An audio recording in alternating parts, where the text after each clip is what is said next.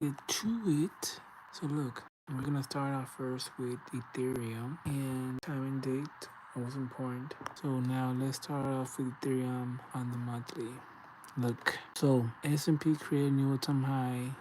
We don't have no data coming up tomorrow. The market most likely gonna open and push a little bit higher. We're probably gonna maybe dip a little bit throughout the night. And well, anyways, I'm gonna focus first on Ethereum and then go on to S&P. So based on how the SP500 reacts with this data, we're either gonna, if we get pulled back on Friday with all the other data that's gonna be hitting the market hard, plus a Putin news or meeting that's gonna happen over the weekend, we either gonna get pulled down just a little bit and go below this monthly resistance that we broke yesterday, or get stuck in between these two. And depending how we open on Monday, alright, so looking on Monday, if the S&P drops a little bit, then we're gonna struggle a bit more. But once we shrug that off. If we get bad news this week, next week is gonna be the third week of the month. And as we get closer, also that whole rate cut getting closer is gonna get the market happy. But we're still too far away. We still gotta have a lot of data. So either this week we're gonna pull a little bit, or if we have more data on Wednesday, on Thursday, no. Actually, let me check. I'll check later. I should have checked earlier.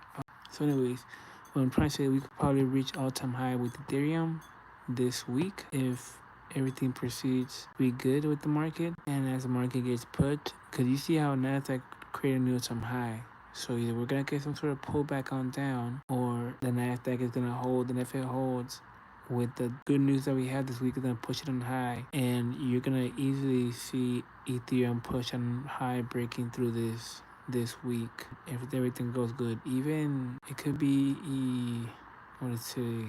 Waiting tomorrow. By Thursday, we could see Ethereum create a new all-time high, or easily, if everything goes good, if Trump is supposed to talk with Putin over the weekend, the market by Sunday, because he normally tweets by Sunday some good news like had a good conversation with so and so. If he does that, the market's gonna open happy, and you're gonna see crypto over the weekend fucking start trying to break through that. Cause I've been saying about this, how Ethereum, S&P500, Bitcoin are all screaming that they're gonna fucking fly, especially Ethereum. The fact that Ethereum went down when the tariffs happened. Look when the tariffs happened. The tariffs happened over here. No, stupid ass, dumbass. They happened over here by the end of the year. I mean, by the beginning of the year. And with this drop, it went all the way down to 1,400, which I was so focused on other stuff, S&P and doing options, that I missed Ethereum. Because if you think about who's buying, you got Tom Lee, financial investor that was working for JP Morgan, advising as telling them to buy Bitcoin back in 2018. He recently got with this company right here, and I think he put 200 million or billion, about 200 million or billion worth of Ethereum made a treasury, because he wants to follow the same thing that MicroStrategy stock, whatever bullshit is doing, because they're dealing with Bitcoin. So the fact that he was doing that, and the fact that he did mention this when Ethereum was at its lowest, and now you see how, and then you see how these other top investors like ARK, what's her name? ARK hedge funds or fucking whatever, whatnot. Anyways, just if you put all the pieces together, you have Trump doing all these crypto regulations, and you're seeing Ethereum now flying, hitting its all-time high. You see the S&P 500 at its all-time high.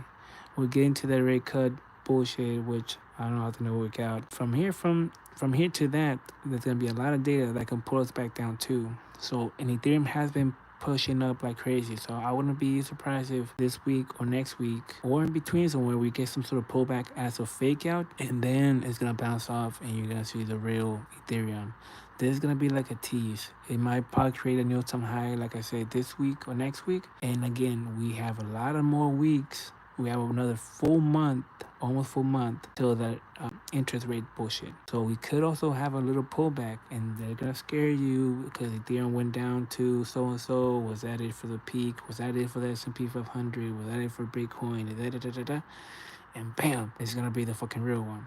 So these are just teasers right here. Ethereum is just teasing you guys right now. Again, it's 9:59 Arizona time, and now I was talking about the 3 monthly candle strategy box daily. Tuesday. There's one Tuesday. There's one right here. Oh yeah. Ethereum was different, but it was still a box. It was perfectly. I mentioned that I went over this on my last video, so I'm gonna go over it right now. Now let's focus on this right here. I'm gonna put my bullshit up, but I'm gonna go to the 4 candle now. 4 candle. So look, this is the all-time high right here. This is the monthly. I mean, my bad. This is the last monthly, the one we're trying to break through right now that we're testing. This is a 4 candle. See, 4 candle Ethereum. We're testing it right now, and it's a thick resistance too because it's a monthly, and it's the last one too, and we've been flying. Here's the last box that we shot up from, and it's a daily. There you go. That's the box that I was talking about. 4 candle. So tomorrow we don't have no data with the market, the S&P 500. So I don't really see it flying, but since we had the good news, yeah, we at around 7:45 to 8:30, S&P should go down a little bit maybe. But watch, I'll just talk about it later when I get to it. But it depending on that, it depends on the S&P 500 because the S&P 500, Bitcoin, Ethereum are all synchronized. They all work together. So it all depends on the S&P 500. Pretty much, I wouldn't be surprised if it came back down, test this region between 4,468. This indicator right here is telling me that's where the cushion is gonna be at if we come down. Which again, I wouldn't be surprised, but you gotta pay attention from Friday on to Sunday. That's gonna be the real good shit if you want a good trade. The good trade already passed down here, but the next one is gonna be on Thursday night. Friday night it's gonna set up. Watch, it's gonna be juicy after that. All that bullshit gets out in the market. Now let's go to Bitcoin. Take my bullshit off. Let's go to the daily. So there's a 3 candle box that I mentioned. Here was the other one that I mentioned on my other videos that was gonna break out because of how everything was playing out, the market, the time and date. Time is very important with crypto because look, in crypto, you don't have, unlike the regular market, you have key data that comes out at a specific time. That data triggers the market at that time. Crypto, Bitcoin has so many good news, so many investors, so many corporations, so many hedge funds, so many banks, you name it, that they've been buying like crazy. And not just Bitcoin, Ethereum, XRP, you name it. And they should be flying like crazy already, especially Bitcoin. There's only like 5% of Bitcoin left. So Bitcoin should have been fucking up in the 500, 700,000 fucking per coin. So there's all being compressed, manipulated, because I said in the beginning of the year, this is gonna happen where they're gonna consolidate the market. They're gonna consolidate the market. That way it synchronizes with S&P. They're not gonna let Bitcoin fly off like it needs to. So that's what they're doing. Anyways, notice how now Bitcoin, this is the 1 hour candle. Let me take this shit off. So we're testing out this resistance that we broke, but let me see where we at right here. Down there, power candle, put my indicator back on. Down here, word. So we have a thick support right here. If Bitcoin should just be following, if it falls down to these prices right here, if not, it's just gonna keep on getting bought and just holding this area. Even my indicator is telling you, hey, this is your entry, go for a sell. But again, it's not gonna go down like crazy because the market, S&P 500, is happy. And since we've been pushing on up, it's normal for the market throughout the nighttime or whatnot to retrace down now a little bit. But all it's gonna do is, as we get closer to Thursday night, because Friday we got the good juicy shit, that's when you're either gonna see the real move. You're gonna see either Bitcoin shoot back up to these prices, 100, these fucking prices right here, or it's gonna finally push it down and keep it somewhere down here. But it all depends on the S&P 500 on Friday, their data. And then now let's go to the S&P 500. S&P 500, 1 hour candle, time and date. So here we have the monthly candle, still new all-time high. Weekly, just smashed through it, but we haven't really flown like we have to. This is just a little tease for me. Now what's gonna happen here, since we created new all-time high, is gonna create another 3 candle, because the first candle right here Let me take my indicator off. It's gonna create, this is gonna give you your resistance. If you got nothing around, you got nothing in the past giving you resistance support. So there's all new territory right here. There's all new territory. It's like empty space. So it's giving you, okay, we got a resistance right here in the daily. So now the second one is gonna show you where your support is at. Where your support is at. Your second one is gonna tell you where your support. Oh damn. Alright, sorry for that. Yeah, so the first one's gonna give you your resistance already, right? So you mark it off. The second one's gonna give you your support, but you have to wait that till tomorrow. The market closes at 2 p.m. So after 2 p.m., then I'll be able to see, all right, cool. I have my resistance, I have my support with my second candle. Now I can box it up and wait for.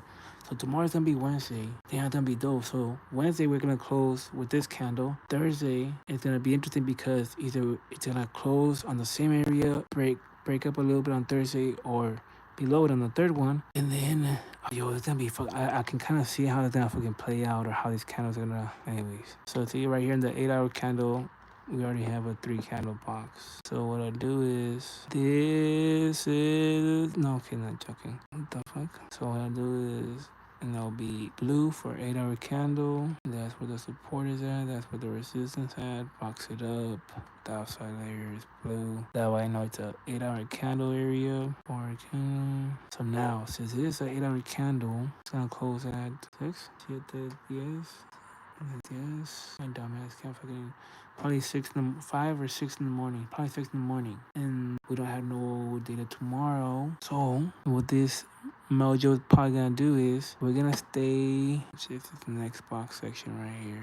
Change the color to green. Send it back. Send this one back. Oh no, this one sent back first. My bad. Sorry for all this mess, you guys. My bad. All right, so we're most likely gonna come down here and bullshit in this area, or just down here.